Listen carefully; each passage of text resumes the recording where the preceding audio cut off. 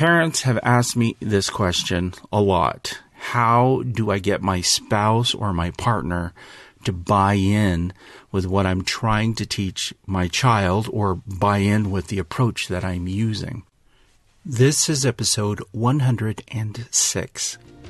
We welcome you to the ADHD Smarter Parenting Podcast. Here to heal and elevate lives is your parenting coach, Siope Kinikini. Hello, my friends. How are you? I hope you're doing well. Thank you for joining me. This is such an exciting time. And specifically today, we're going to be talking about something a lot of parents have contacted me about over the past few weeks.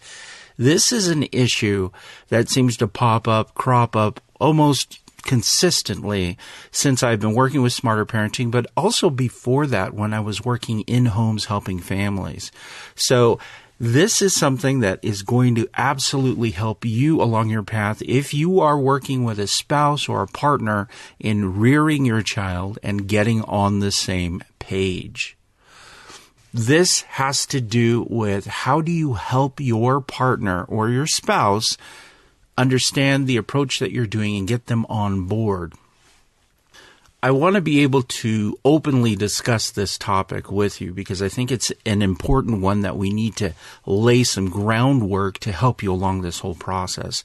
And so we're going to be talking about conflict resolution. Now you may think, wow, that's kind of a big term, or that's something that I've only heard in law schools or discussions in politics, but the skills and the things that are associated with conflict resolution really resonate with our ability to work with a spouse or a partner into getting on the same page in how to rear a child. So we're going to be talking about that. We are also going to be talking about the two skills that you need to know in order to overcome this difficulty. The two skills, I can tell you right now what they are because we'll discuss them more in depth later. The first one is effective communication. So the skills of effective communication, we're going to go through the steps of each of those, and then we are going to talk about decision making. So those two skills together, effective communication and decision making. Now you may be wondering, why are we combining two of these skills? Well, what you need to understand is you can effectively communicate with somebody and you can express your view and they can express their view and you can say, okay, that's great. But without decision making, without you coming together and forming a plan on how you're going to approach it and deciding how to move forward, you're just communicating effectively, which is wonderful. You can get to that place where, hey, you understand me, I understand you. That's fantastic. So you need effective communication and you need decision making, or the skill of SOTAs, which we will discuss as well in depth. So you're going to need both of those. Now, you can also make decisions, and if you don't have effective communication, it's not going to work. Because you can say, hey, we're going to decide we're going to do this. But if you're unable to communicate the nuances of why you made that decision and why you both agreed upon it, you're going to find one parent doing one thing based off of what you've agreed and the other one challenging it all the time. Right? So this is a big topic. And I want us to be able to really discuss it openly and for you to be able to walk away with both the skill of effective communication and with decision making in order to help you resolve the conflicts that are coming up. So, parents have asked me this question a lot. How do I get my spouse or my partner to buy in with what I'm trying to teach my child or buy in with the approach that I'm using? Let's talk about couples, and then let's talk about conflict resolution, and then we will jump into the skills. So let's talk about couples. Couples come together based off of their affection and their love for each other, and they obviously find a connection, and during that connection, they're able to form an agreement. So couples agree that they are going to work together, make things work out. When I have worked with families, and I've had two parents on opposing views, I have found that the majority of their arguments revolved around very specific topics. It was usually around money, it was around trust, it was around support, emotional support, Extended family tended to be an issue. Religion was one. But one of the biggest issues was children. How do we rear our children? How do we raise our children in a way that we both agree will be beneficial? So I'm going to introduce you to a couple that I worked with. I changed their names for their own protection and for their own privacy, but we're going to call them Miguel and Angela. Now, Miguel and Angela had 2 children. They're a married couple. They struggled with how to raise their child, and Miguel was old school. So Miguel wanted to do things the way he was raised. Angela was more open to new approaches. So Miguel and Angela came into the office, and we sat down, we talked, we discussed what was going on. And Angela was doing all the talking. Miguel sat on the other side of the couch, just looking out the window. He would answer questions, but usually with one sentence. He was just not engaged in the conversation. So we started to talk about, hey, what is happening in your family, and in what way can we move forward in getting you on the same page in rearing your child? Now, this took me back to my days in my undergraduate work. When I was attending school for my undergraduate degree, I took a course on conflict resolution, and I thought it was fascinating on how we can communicate and get people from opposing views into the same room and get them to leave the room agreeing on something where both of them felt validated and respected. I started to talk to them about their approach with each other, their approach in how they can engage with each other, and things to be aware of. One of the things that I pulled in order to help them better understand this were very specific mindsets that they needed to understand. So what can I do to help my spouse participate in what I'm doing? There are 4 specific things that I ask them to consider. And this is in their own perception of the partner and also of the parenting experience. So this information actually comes from Harvard Law School's program on negotiation. I'm going to leave a link in the notes, so you can jump over to the Smarter Parenting website. You can find this podcast. You can download the written form, but there'll be a link to this website that contains this information on conflict resolution. And this is how we're going to apply it into parenting. Number 1, you need to, and all parents need to, overcome the us versus them mentality. Now, groups in conflict tend to have an inaccurate understanding of each other's views, and they see the other positions as extreme, actually more extreme than they actually are. So if you're introducing a topic to your spouse and saying, hey, I want to try this new thing with my child, your partner may view that as bigger than it really is, even though you may just want to implement a chore chart, for example. You can overcome the tendency to demonize the other side by looking for goals that you share in common or an identity that you share in common. This is done by saying, hey, look, we're both parents. Let's work together because we both love our child and we're going to find a way to help our child be successful where they are. You can also focus on the goals. Hey, we want our child to get into a good school. We want our child to have a great education and a great experience in school. Both of us want that. And when you get the agreement from the other partner or spouse, that's where you start to build this framework that you can start to effectively communicate what it is that you're hoping to do, as well as make decisions on how you are going to reach those goals. So try to identify and discuss points of similarity. And this is something that I consistently ask people to do. You want to focus on values, not interests. So don't focus on interests, focus on values. Now you may be wondering, what does that mean? Well, when you're discussing with your spouse about your child and things that you want to do, focus on the values that you both agree on, not on interest. There was with Miguel and Angela. Angela wanted their daughter to participate in all of these cultural things that were happening in their community. Miguel wasn't interested. He's like, we live in America. I'm good. You know, let's just not waste our time with that. And so instead of focusing on mom's interest in dancing and dad's interest in just moving on, we started to focus on the values. What are the values we want to instill in our child in order to help our child develop into a healthy adult. And one of those things that we found Miguel was in agreement to was, hey, I value that my child speaks Spanish. I value that part of our culture is something I want to be able to hand down. So we started to focus on values related to cultural connectedness and then to build from there. Okay, so first, overcome the us versus them mentality. This is going to be super important for the parent that is trying to make the change, because you're going to get frustrated with the parent that is non-compliant or not interested in making the changes. So just be aware of that, okay? Number 2 is you want to embrace the conflict. Sometimes conflict comes from passion. And conflict also promotes something new. So when conflict comes and there is disagreement in there, accept it and say, hey, this is a step towards my greater goal or our greater goal of reaching a decision on how we can move forward. So as a parent, if you're working with your spouse and they disagree and you end up in an argument, that is okay. That is okay. Understand that conflict is part of that whole process as long as you can move beyond it.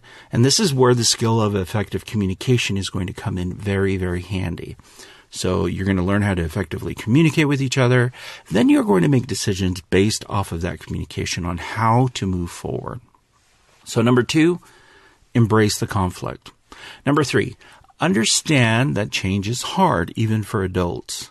So you're going to have to accept that when you're presenting something that is different, something that challenges them to think in a different way, it is going to be difficult for them to say, hey, I get it, and yeah, let's just do it your way. What I'm asking you to do is to look beneath the surface to understand the deeper issues that are involved here. You want to take some time to really look over. If you are in a conflict, like we mentioned for the second thing that you should consider, you want to understand that change is hard even for adults, and that their outburst or their anger response to you is often on the surface, but there are deeper issues below that. Okay, now with Miguel and Angela, Miguel wanted to raise his children the way he was raised. And as we started to dig deeper and understand deeper what was going on in Miguel's mind, for Miguel, it was a matter of family respect. He loved his parents and felt like the way they raised him was perfect. I mean, he idolized the way that they did things. And so once we understood that, we were at a place where we could move forward and start talking about, okay, what are the great things that they instilled in you, and how can we bring that about to help your child? And how can we support that? And then in what ways can we add to that? Understand that change is hard even for adults, okay? But you want to take the time to look beneath the surface and understand that there are deeper issues going on, okay? Now, the fourth thing, and this is the last one, is to be able to separate sacred from pseudo-sacred issues. Now, if you're wondering what that means, and a lot of people do when I discuss it with parents, is that you have certain things that are absolutely sacred in the way that you approach things. For Miguel, it was sacred the way that his parents raised him, and so that was something that was very ingrained in him and that he didn't want bothered or changed. As opposed to the dancing, okay? So the dancing is a pseudo-sacred issue. For Angela, she felt like it was important to maintain the culture, but is that the only way to maintain the culture? When they were arguing with each other, it was about whether or not their daughter should participate in cultural dances or not.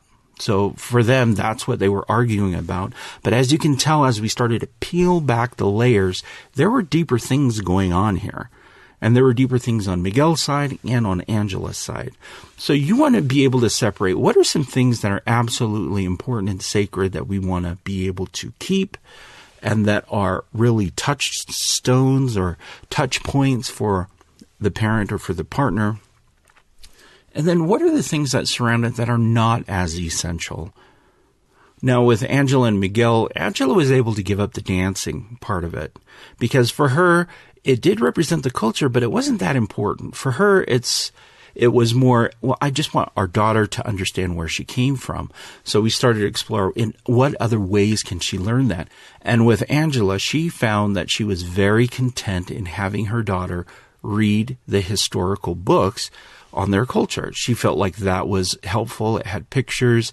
It was something that delved deeper than just the movements of a dance. And so it was an interesting dynamic to see them work through these, right? So again, I'm going to go over these things that you should be considering as a parent if you're working with your spouse or your partner on how to bring them aboard and help them through this process of accepting new ways of doing things. First, overcome the us versus them mentality. Second, embrace conflict. You want to understand that conflict will exist and it's okay. Third, understand that change is hard, even for adults, and look beneath the surface of the conflict for the deeper issues that are at play. And then fourth, you need to learn to separate the sacred from the pseudo-sacred issues. Okay, some things are important and absolutely essential. Some things surround it that seem important, but can be reached in other ways. My suggestion to Miguel and Angela was that we start going through these. Again, you're going to be able to find a link to this. This comes from Harvard Law School's program on negotiation. It's fantastic information for you if you're interested. But you can jump over there on the Smarter Parenting website to access that under this podcast in order to download it and to read more about it. Let's continue on with what you need to be able to do as a parent in reaching a resolution. And this is using the skills of effective communication and decision making.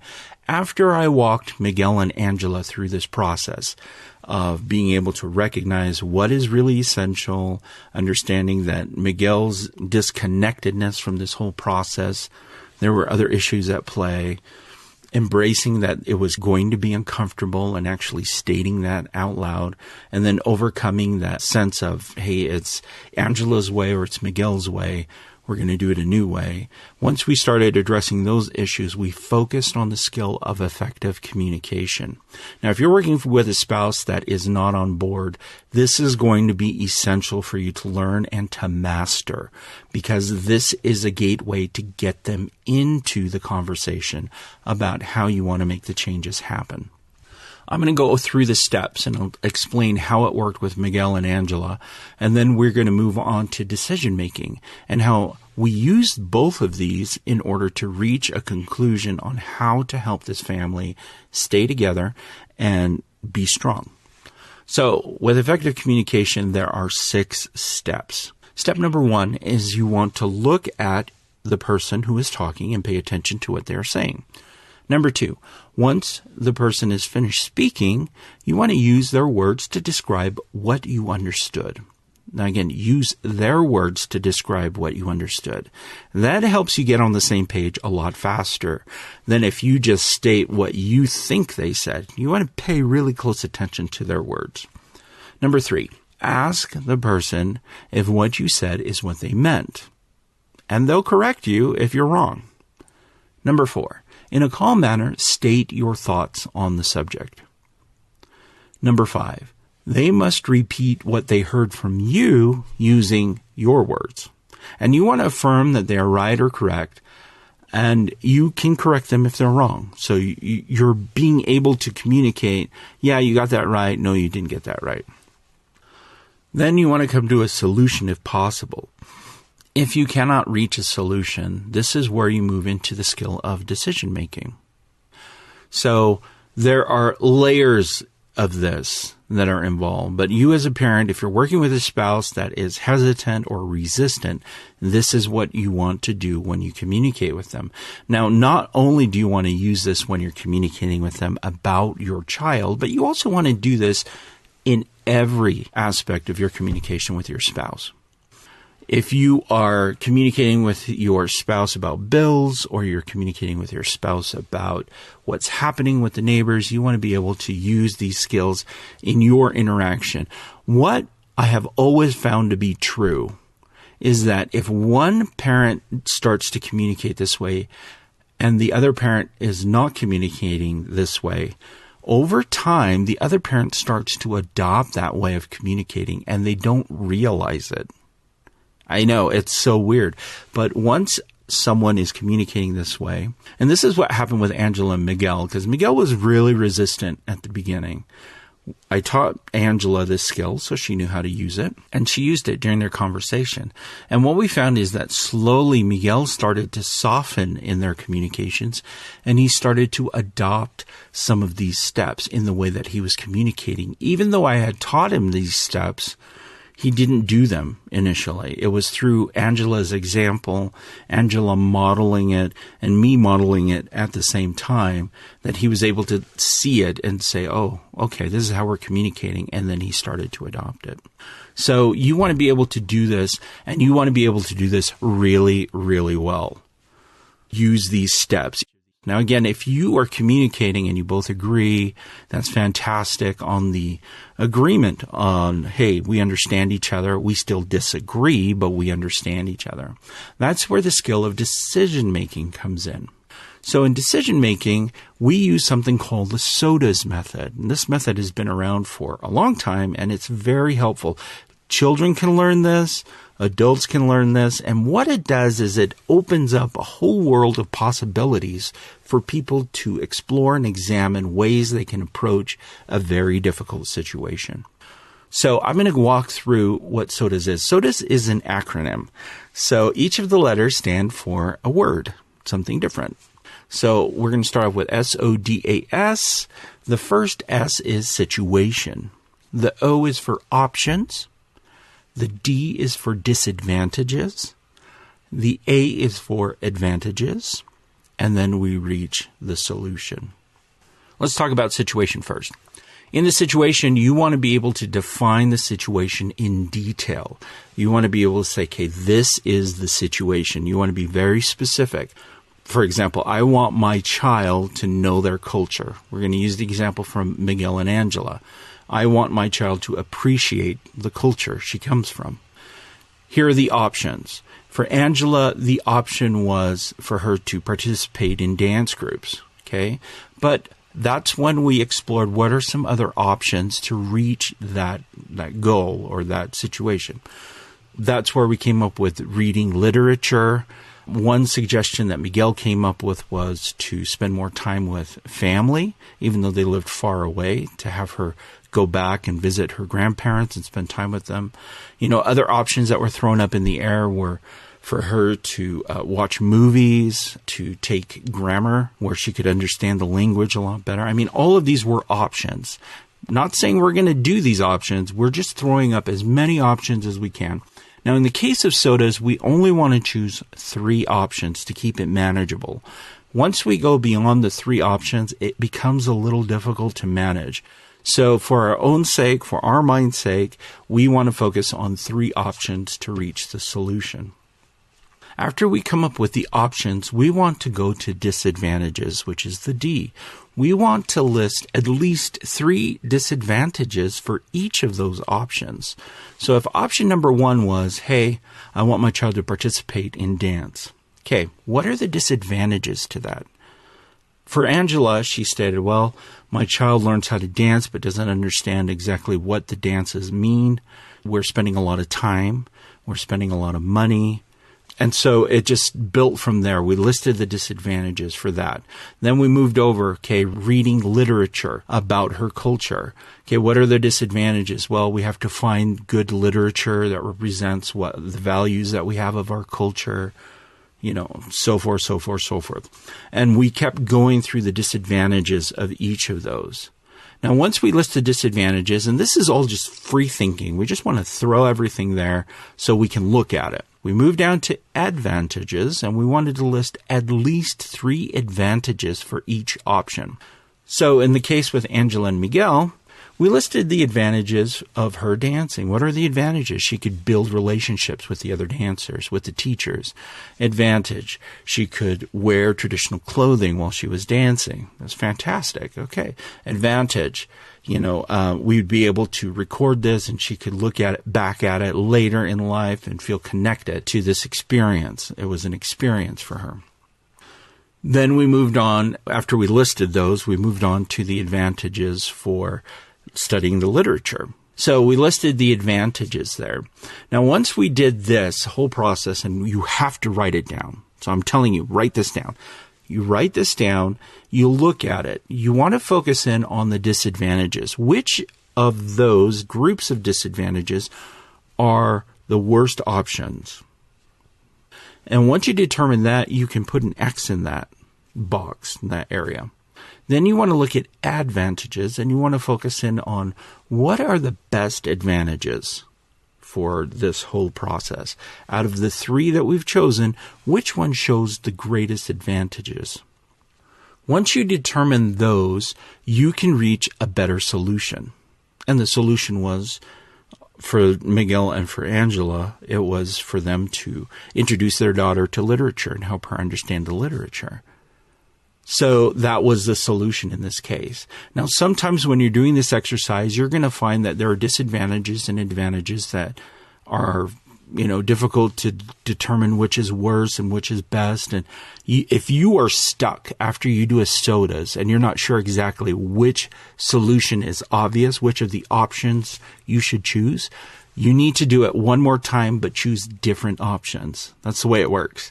So if you are confounded, if you are in doubt, if you have any hang-ups, and you're like, I don't know, do another one, but choose different options.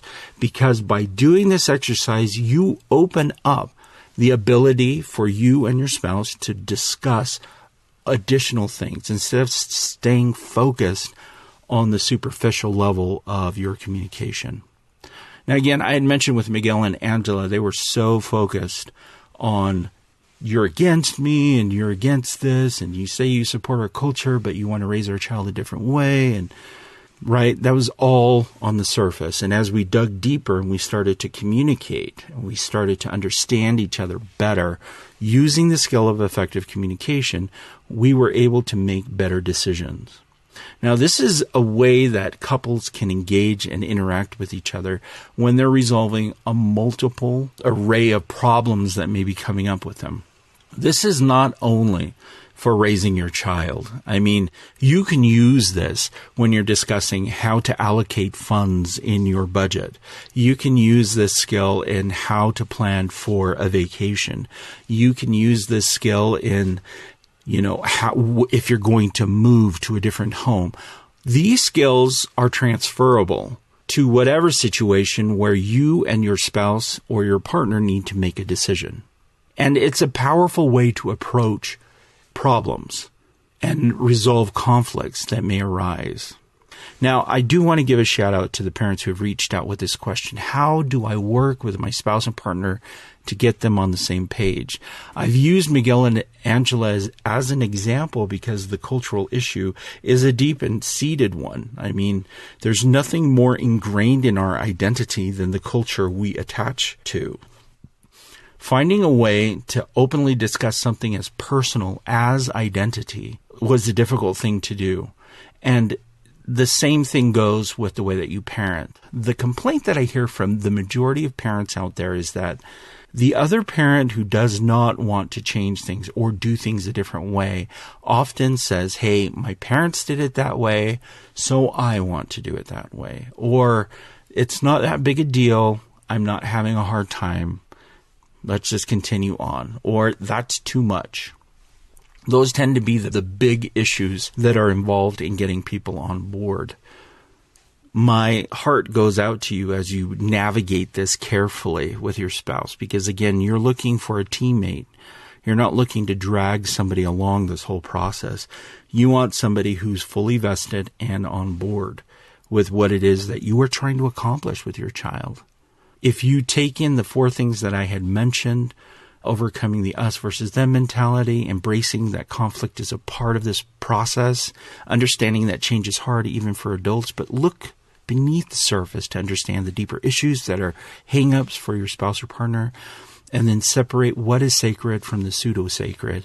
If you're able to incorporate that into your thinking and into your process of engaging with your spouse, and then using the skills of effective communication and decision-making, you will find a way to reach your spouse or partner on a deeper level.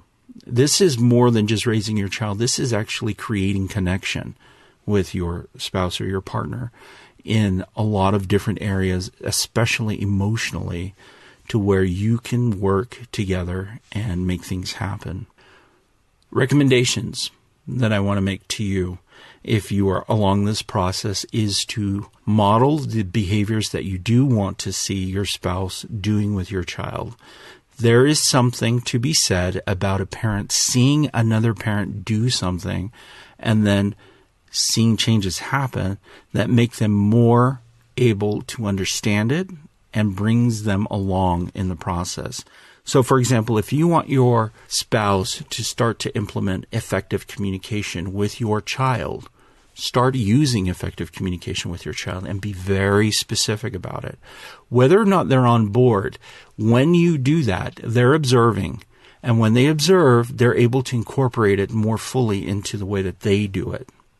So you want to start introducing these as a natural way that you're doing that in order for them to feel like, hey, okay, I see how they're doing that, and I can do that too, and I can do that. And sometimes you'll find that they will adopt it even though they don't know they're adopting it, and you'll be able to pick it out because you know the steps specifically. But you'll start to see they're going to start to do things that way as well when they start to see the results that you're seeing. The skills of effective communication and decision-making in this conflict resolution also work with parents who are struggling with a teenager or with a young adult child. If you're able to effectively communicate with them and then help them along the process of making decisions, you're really in a good place to build and strengthen the relationship that you have. My goal here is really to strengthen your relationship with your spouse, with your partner, with your children, with everybody. My goal is for these children to grow up feeling loved and accepted, for your families to stay strong. I feel that families are the foundation of any society, and the more strength we can give to families and to parents, the better off the entire world is going to be. This is a podcast I would highly recommend you go back and listen to, because there is a lot of content in here, and we've talked about it, but it's worth visiting again. It is absolutely worth visiting again.